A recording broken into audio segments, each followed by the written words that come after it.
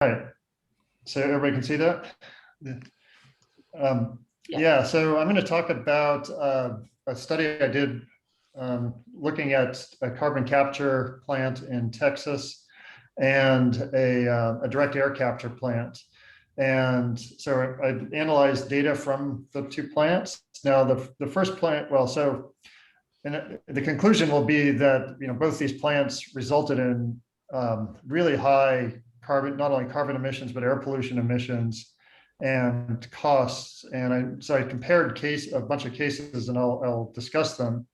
But I'm going to start with the carbon capture plant. So it's the only coal plant in the United States with a carbon capture associated with it. And the carbon dioxide that was captured was then piped to a nearby oil field for enhanced oil recovery. And I'm actually not going to even discuss, or quantify what happened to the carbon dioxide afterwards, but you can imagine like a lot of that carbon dioxide doesn't actually get captured. It gets bound to the oil and then re-released back to the air once the oil is recovered. But I'm going to talk about all the upstream emissions. So I'm going to look at so at this plant, they spent $1 billion on carbon capture equipment for this one coal plant in Thompson's, Texas. It was the Texas Parish coal plant. And well, that $1 billion was not only for the carbon capture equipment, but they also built a natural gas plant just to run the carbon capture equipment, just to provide the electricity to run the carbon capture equipment.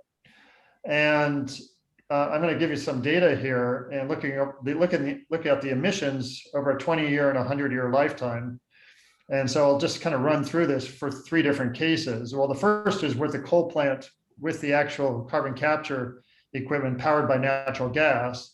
And so if I look at the upstream emissions of CO2 and leaked methane from the mining of the coal, that's about, on the 20-year time frame, it's about 450 kilograms of CO2 per megawatt hour.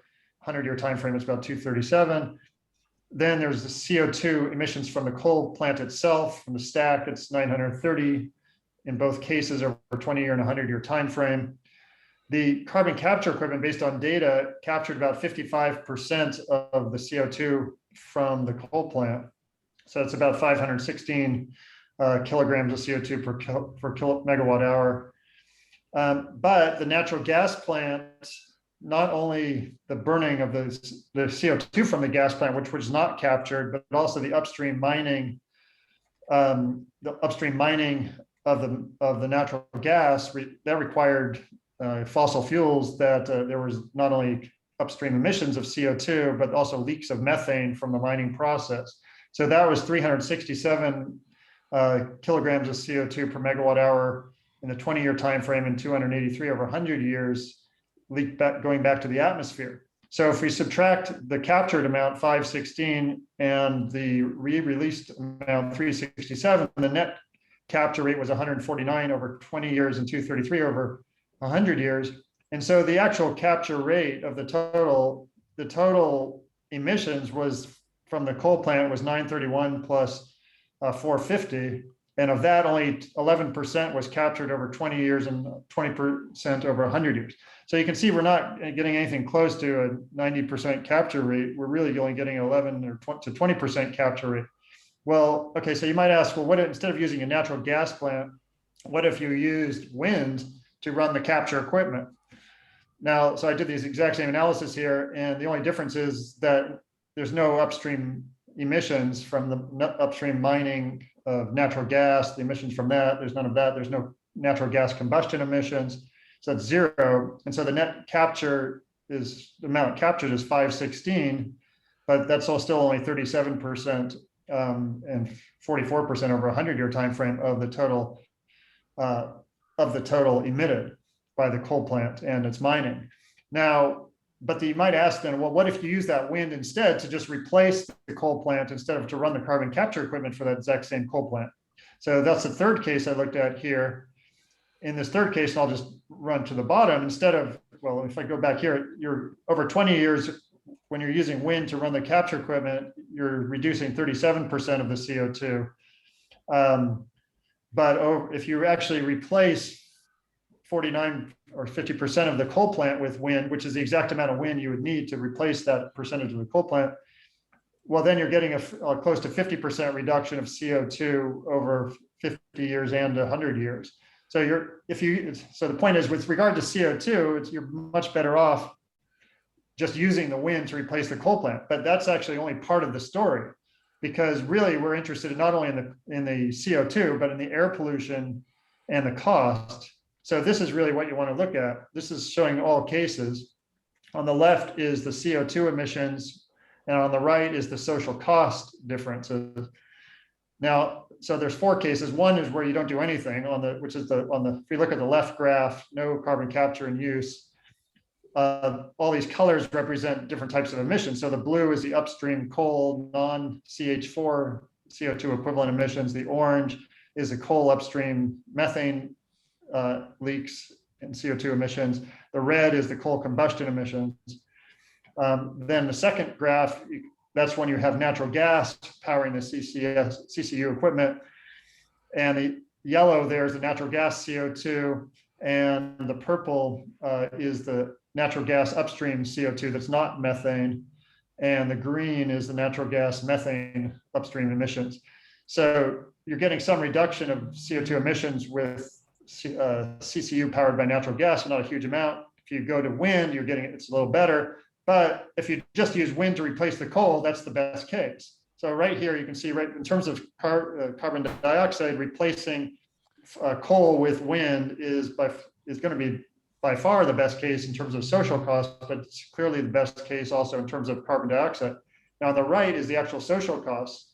So the blue is the cost of the equipment, brown is air pollution cost, and black is carbon cost. So if we don't do anything, then we actually, the social cost is around close to $350 per megawatt hour. If you use natural gas to power carbon capture equipment, the social cost is actually higher than doing nothing. If you use wind to power the carbon capture equipment, the social cost is higher than doing nothing. It's only when you use wind to replace coal that you get a benefit. So in other words, there's actually no social cost benefit to carbon capture, whether you use wind or natural gas to power a coal plant, or to try to get the carbon dioxide from a coal plant. Problem is that carbon capture equipment, it does not reduce any air pollution. In fact, it increases air pollution because you need 25 to 50% more energy. And if that energy is coming from natural gas, then you're actually increasing air pollution. And you can see that as the brown in the CCU gas case is higher than with no carbon capture. If you have wind, you don't increase air pollution, but you keep it the same. You only decrease air pollution when you replace coal with wind. Okay, so anyway, the bottom line is that there is no social cost benefit whatsoever for using carbon capture on a coal plant. This will apply also to pretty much any plant. It's always better to use renewable energy to replace the fossil fuel plant. Now let's look at the case of direct air capture. Well, to summarize, using natural gas to run a coal CCU plant reduce CO2 equivalent emissions only 12 to 20% over 20 to 100 years, while increasing air pollution and mining 25% and incurring a CCU equipment cost. Using wind to run coal CCU reduces CO2e only 34 to 44%, while we're keeping air pollution and mining the same, while incurring an equipment cost. Using the same wind to replace coal reduces CO2 emissions, air pollution emissions, and mining about 50%, and it has no CCU equipment cost. So that's obviously the best case. Now, okay, so let's apply this to synthetic direct air carbon capture and storage, where you're just sucking carbon out of the air. Do you actually have is there any benefit of that at all? Well, if you just describe the issues, well, if you use wind, water, solar, that's WWS energy, well, taking carbon out of the air is the exact same as not putting it into the air in the first place. So using renewable energy, which is wind, water, solar, prevents carbon from getting into the air rather than removing it. So it's pretty much the same thing. But wind, water, solar also does the following. It eliminates non-CO2 air pollutants from fossil combustion. It eliminates upstream fuel mining and pollution. It eliminates pipelines, refineries, gas stations, et cetera, infrastructure. It eliminates oil spills, oil fires, gas leaks, and gas explosions. it reduces international conflicts over energy, and it reduces blackout risk by decentralizing power. So there are all these additional benefits, and I'm only going to quantify some of them. So here we looked at this carbon engineering direct air capture plant, and they're just used data from their own paper. And so this is a case, well, I'm going to start with just looking at, and they use natural gas, a natural gas turbine to provide the electricity to run the direct air capture equipment. So here's some data this is all in kilograms of CO2 equivalent per megawatt hour. This equipment removes 825 kilograms per megawatt hour of CO2 itself, but it uses natural gas to run the equipment. So there's 334 over 20 years and 165 over 100 years go back to the air. That's from the upstream CO2, that's the upstream CO2e from the natural gas methane leaks and also just the mining of the fuel.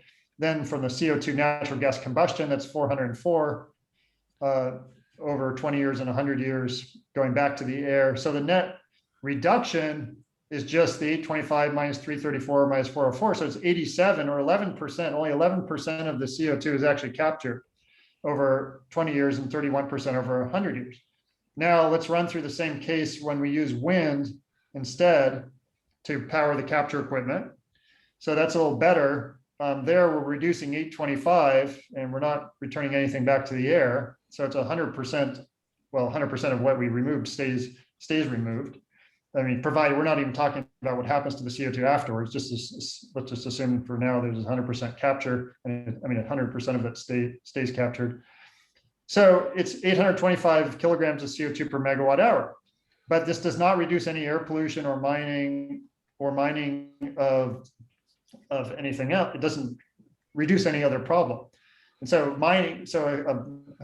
a separate coal plant unrelated to this is still going to be, you're still going to be mining coal for that coal plant, and there will still be emissions from a separate coal plant.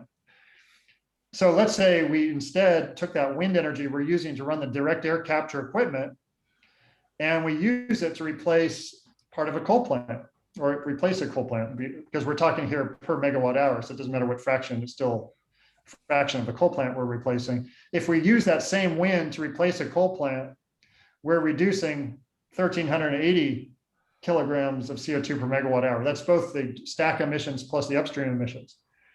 And so there's actually a greater benefit of using the wind instead of to run carbon capture or direct air capture equipment. It's much better in terms of carbon alone, just to replace a coal plant with that wind turbine. So let's look at the actual CO2 emissions in these different cases and the social cost. So the first case is we don't do anything. There's no change of emissions. That's on the left graph. The second is if we use natural gas to run the direct air capture equipment. So below the blue is the CO2 sucked out of the air.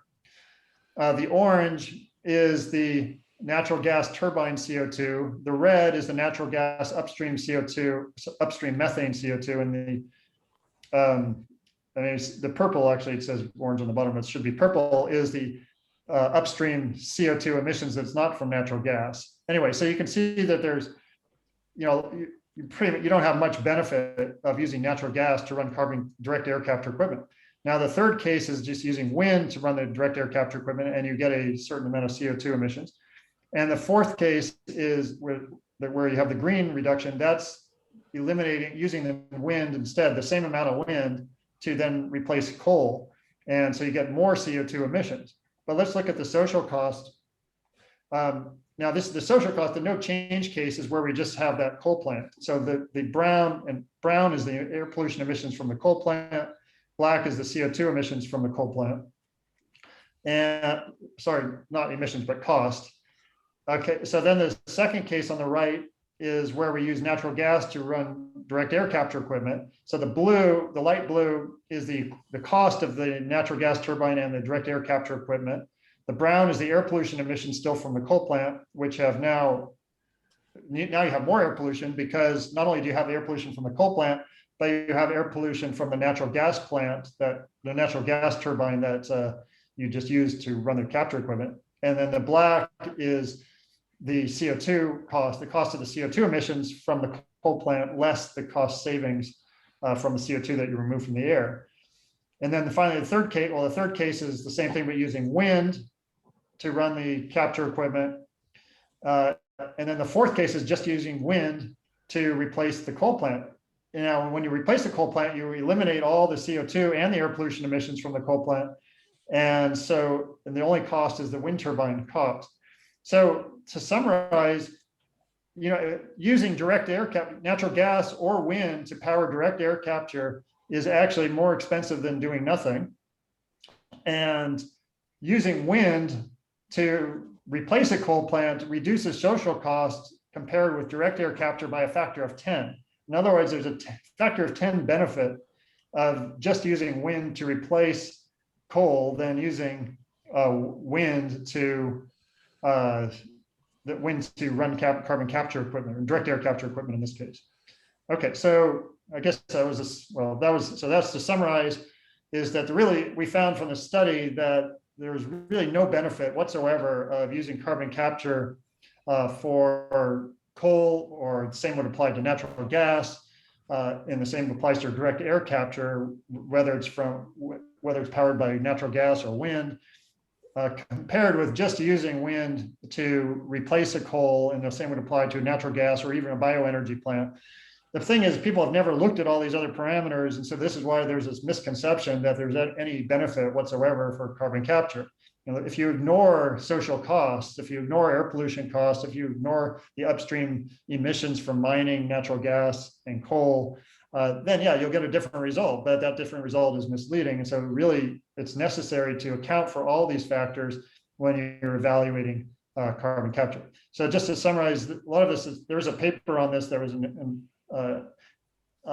environmental science and technology, and well, that was published in 2019, and also it's summarized in this textbook as well. But anyway, there are these.